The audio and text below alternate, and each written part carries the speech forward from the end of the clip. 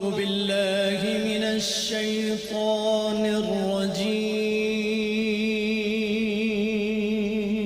بسم الله الرحمن الرحيم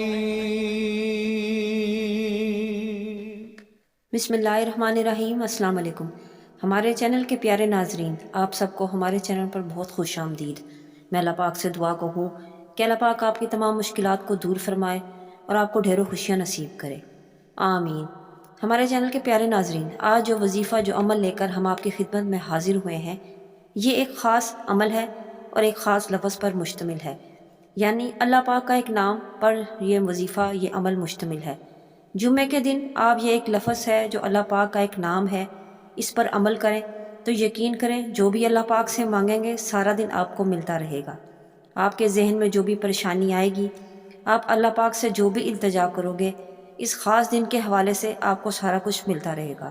آپ کی ہر پریشانی، آپ کی ہر مشکل جو ہے وہ اللہ پاک کے فضل و کرم سے حل ہو جائے گی۔ سب سے پہلے جمعہ المبارک کے دن کے حوالے سے چند فضائل ہم آپ کی خدمت میں پیش کرتے ہیں۔ حضرت ابو ہریرہ رضی اللہ تعالیٰ عنہ بیان فرماتے ہیں کہ نبی کریم صلی اللہ علیہ وسلم نے ارشاد فرمایا، جس بہترین دن میں سورج طلوع ہوتا ہے وہ جمعے کا دن ہے، اور جس دن حضرت آدم علیہ السلام جنت میں داخل کیے گئے اور جس دن جنت سے اتارے گئے، یعنی کہ پورے ہفتے میں کوئی بھی ایسا دن نہیں، سب سے بہترین دن جمعے کا ہے۔ قرآن کریم میں اللہ تعالیٰ نے ارشاد فرمایا ہے، اے ایمان والو، جب نماز کی اذان ہو تو جمعے کے دن اللہ کے ذکر کی طرف دوڑو اور خرید و فروخت چھوڑ دو، یہ تمہارے لیے بہتر ہے اگر تم جانو تو بس یہ ثابت ہوا کہ اس دن کی کتنی اہمیت اور فضیلت ہے، اور اس دن کیے جانے والے وظائف اور اعمال قبولیت کا درجہ پاتے ہیں۔ تو ہم بحیثیت مسلمان اس دن کو ضائع کیوں کریں؟ ہمارے پیارے آقا حضرت محمد مصطفیٰ صلی اللہ علیہ وسلم نے فرمایا ہے کہ جو شخص اسماء الحسنہ کو یاد کرے گا وہ جنت میں جائے گا۔ بس ہمیں چاہیے کہ ہم ان ناموں میں مگن ہو جائیں اور اپنی زندگی کو ان بابرکت ناموں سے معطر کریں اور ان کی برکت سے ان ناموں میں چھپے خزانوں کو پالیں۔ پیارے ناظرین، انہی ناموں میں سے ایک نام ہے یا قدوس۔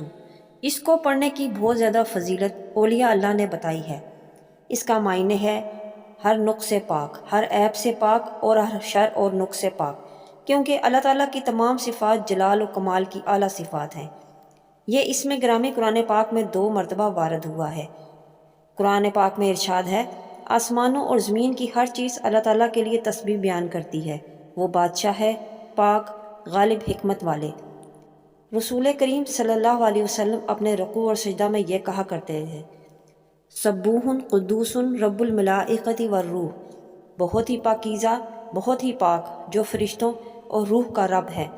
اس حدیث مبارک میں نبی کریم صلی اللہ علیہ وسلم نے تسبیح و تقدیس کو اکٹھا فرمایا ہے، جس طرح فرشتوں نے اکٹھا کیا تھا۔